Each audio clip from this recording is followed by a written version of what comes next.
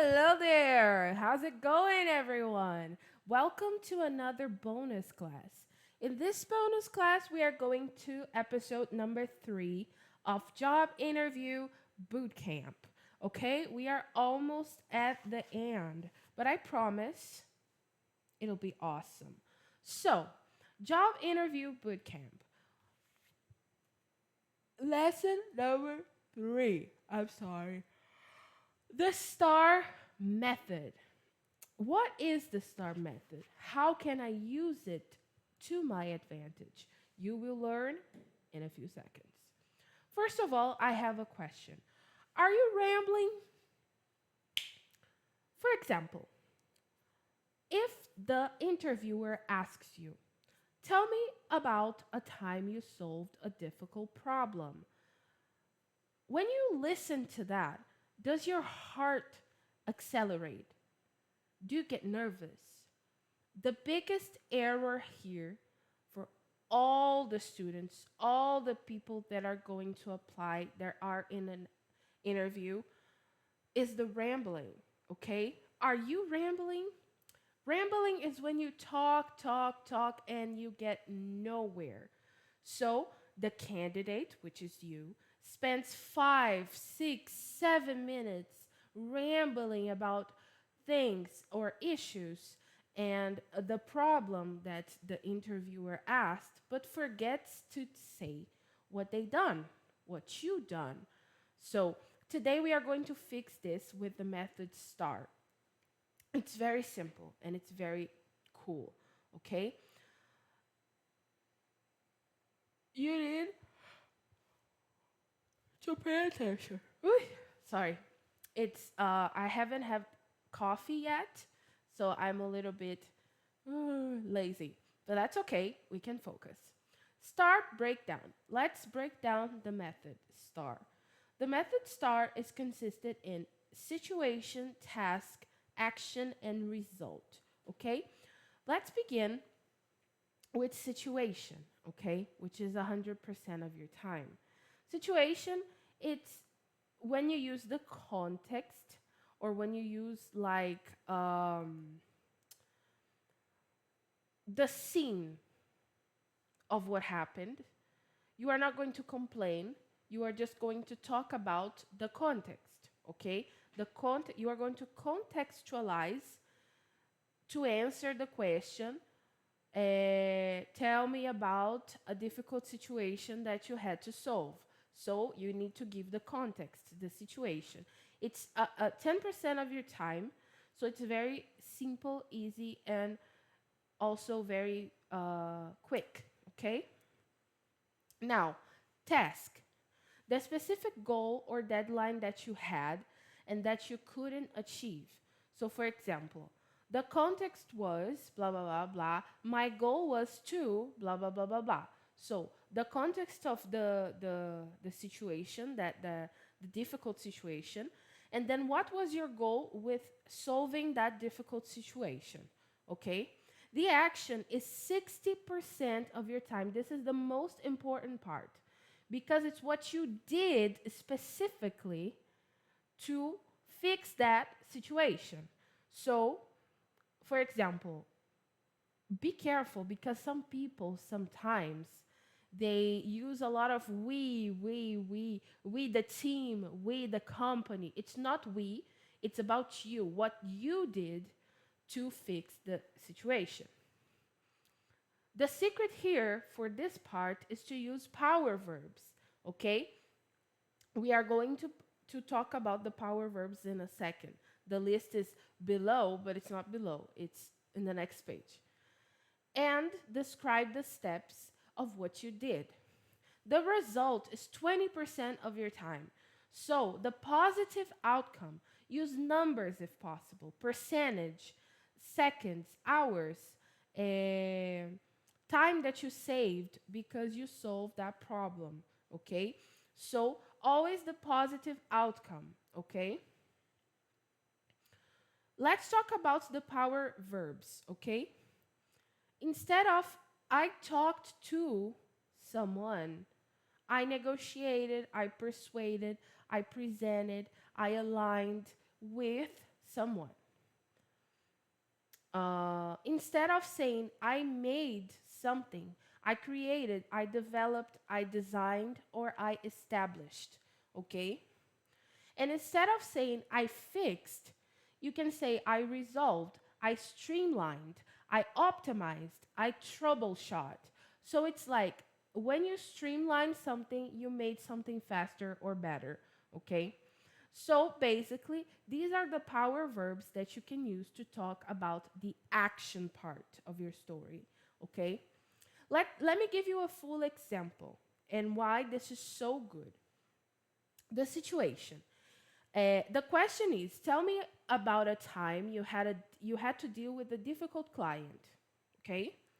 The situation. In my previous job, we had a client who was very upset because his project was delayed 2 days. Very simple, very straight to the point. Task. My goal was to calm him down and ensure he wouldn't cancel the contract. This is what you were supposed to do. Now, the action, which is the biggest part. So, I decided to call him personally instead of sending an email. I listened to his frustration without interrupting. Then, I negotiated a new deadline and offered a small discount on his next purchase as a goodwill gesture. And the result, 20%. As a result, he not only kept the contract, but also renewed it for another year. He appreciated the direct communication. This is basically what you are going to answer. Of course, you don't need to memorize this, but you need to remember situation, always quick and sharp, straight to the point. Say exactly what was the difficult situation or difficult client or difficult moment that you had to deal with. Then, what was the task that you needed to do to fix this problem? Then, what did you actually do to fix the problem? And then the positive result, the positive outcome that you took from this problem. Okay?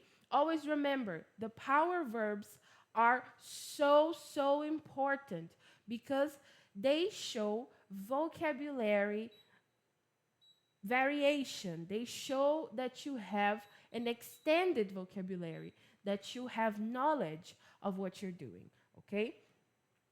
So this is very important. Now let's talk about 3 common mistakes that you should avoid. Okay? So you don't get pushed aside. The we trap. This is very important. The mistake is saying that we decided, we fixed, we created all the time. Why is it bad? Because the company is hiring you, not your previous team.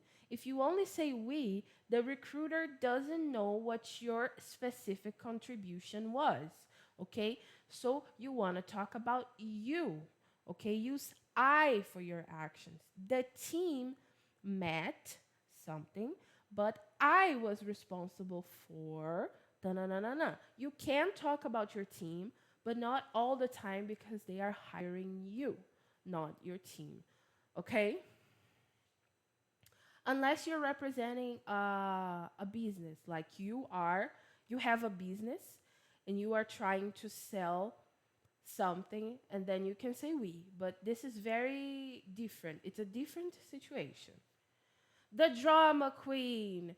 Too much situation. As I told you, the situation is so much shorter than it's supposed to be in your brain, basically. The situation is 10% of your time.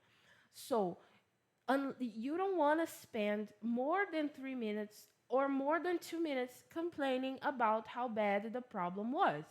What was the situation, how the client was rude, and specific details that they don't want to know, because it makes you look negative. And the recruiter will get bored before you get to the solution. When you get to the solution, they will think, oh my God, imagine if this person works here. He's just going to bring more and more problems to the table and not the solution.